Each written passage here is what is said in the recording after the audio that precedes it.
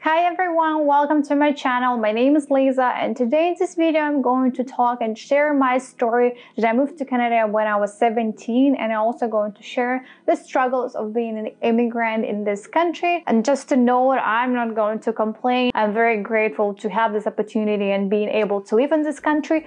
I'm just going to say, for people who are planning to move to different country or their family members are planning to move, you're just prepared to what expect from moving to different country by yourself, for example. Let's start with the story. So lots of people ask me why I actually moved to Canada and why I choose Canada. I moved to Canada when I was 17, and maybe months or a bit more than a month later I turned 18. When I was in my last year of school, I was thinking about going to study abroad, and I had three countries in my mind: United Kingdom, United States, and Canada. I've been to all those countries before, and I knew the people, I knew the environment, I knew the culture. We talk about United Kingdom.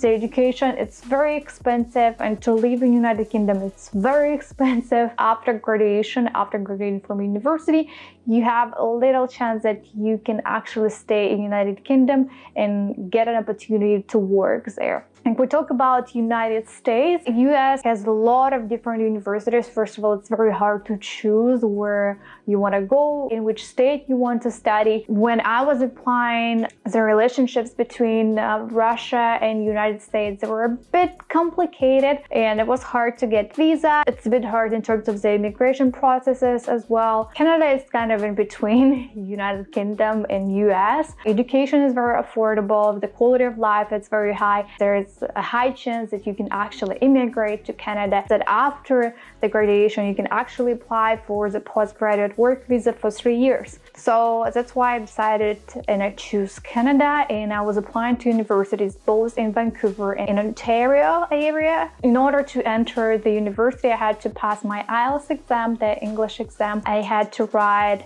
academic paper, the essay about myself. To get a reference letters, I had to show that I have volunteered before. I had to submit my grades from school. So it's a lot of documents, plus you have to then go and do the medical exam, the criminal record checks. It's a lot of different things. And I started applying when I was in my high school, in my last year of school. I decided to choose and go and study to Vancouver, but I had never been to Vancouver before at that time. I was only in Toronto, and I knew Toronto, and I wanted to go there. I had no idea about Vancouver at all. I've only seen it in the pictures, and I decided to go and study in Vancouver because my university offers a co-op program, what is cooperative education. It means that while you're studying, while you're getting your degree, you can actually go and work full-time. So university helps you to find a full-time position within your major, what is a great opportunity for international students because you can get this Canadian experience while you're getting your degree. So I did 2 semesters of my co-op program, and I worked and I got my Canadian experience, and it was a full-time position and it's paid position as well. So that's why I choose this university, because it has this program which is amazing for international students. So that is my short story why I choose Canada and why I choose Vancouver. I'm originally from Russia, and all my family members, everyone, they still live in Russia. So I moved by myself. What was hard for me during my first year of university, during my first year of living in Canada, I'm going to talk about it, and I'm also going to talk about struggles which I still have. So I moved in 2015, so it's been a bit more than 5 years. So I'm going to share a little bit of those things as well. Okay, so if we move back 5 years to my first semester, first of all, what was the most complicated thing for me is to understand the education system, because education system in Canada, it's completely different from the education system in Russia. And in Russia, for example, we have groups and we study with the same people, but here it's more like individual approach. You go by yourself to different lectures, you have different people from class to class. We don't have it in Russia, and the education system, it's very different. In Canada, we have this credit system. In Russia, we don't have have it. In Canada, you have to choose your subjects and courses by yourself and create your timetable by yourself. In Russia, you don't do that. They do it for you. There were lots of things which I had to understand, and I didn't know how to write academic papers. That was the most complicated thing for me because my major is communications. I had to write a lot, and I'm very bad at writing, and I was struggling my first couple years to understand how to actually write academic paper, how to cite properly, how to make reference lists.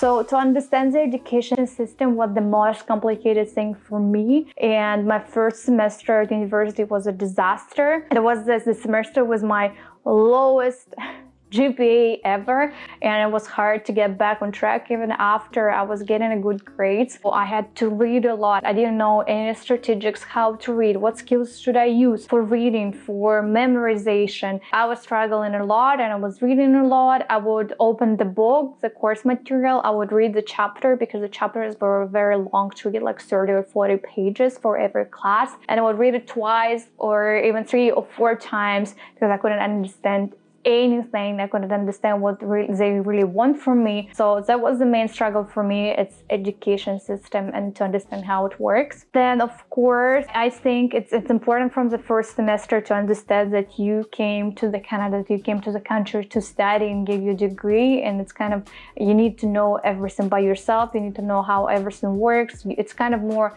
independent approach. You're by yourself. You're responsible for your own life. You need to know how to pay your bills, how to pay for your phone, what about the bank statements, how to open your bank account.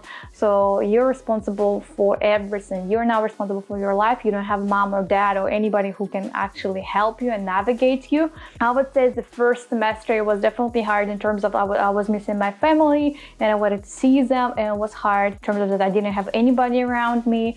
I started to miss my home less and my family less when I went for the Christmas holidays back home. It was my first winter break, and when I came back and when I started my second semester, I kind of got used to what is going to be. I kind of knew what to expect from the country. I kind of knew what to expect from my courses and how everything works. Another important thing was to actually make friends and get to know more people and to understand the culture, to find this environment, to find these people around you who will help you, who will support you, with whom you can actually share your thoughts and get a help. Right now, I would say all my friends, majority of my friends, they're also they used to be international students or they're immigrants who also moved to Canada. Another thing which I also wanted to say is that when I just moved to Canada, when I just moved to Vancouver, I gained a lot of weight.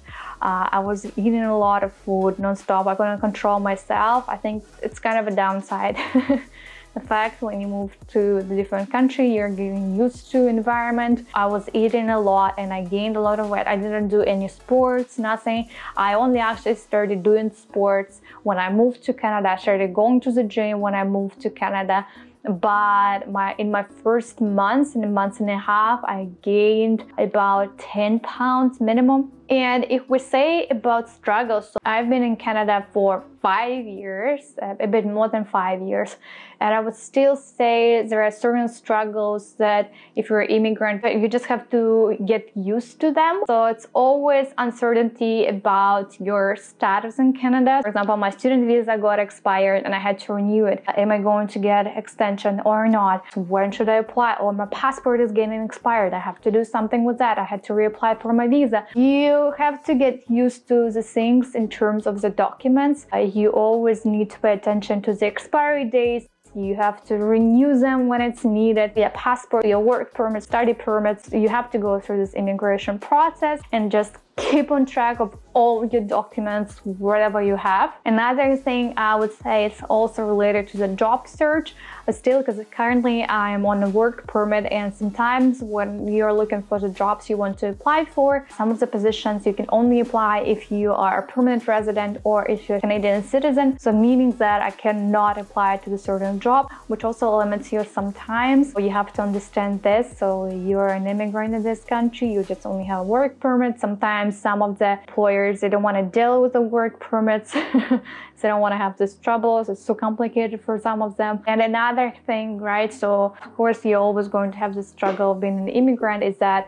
you are far from your home, or all your family members are far from you, and sometimes you won't be able to see them for a certain period of time, and you have to understand this. For example, I haven't seen my family for more than a year, and I couldn't go back home because of the pandemic, because of the border closure. So you also have to understand that sometimes you're not going to see your family every weekend. You're not going to see your family, I don't know, for Thanksgiving dinner or for Christmas, because you have to stay in this country, you have to work, you cannot leave this country, you cannot go anywhere. I would say it's kind of, when you're an immigrant, you have to work harder, you have to work more, being able to actually stand out from others in order to achieve results. And of course, I would say when you move to the country when you're 17, you have lots of things around you, so everything is new for you. Renting apartments, you don't have a reference. Sometimes when you're looking for the job, you don't have the references from your previous job, right? Because you don't have a local experience.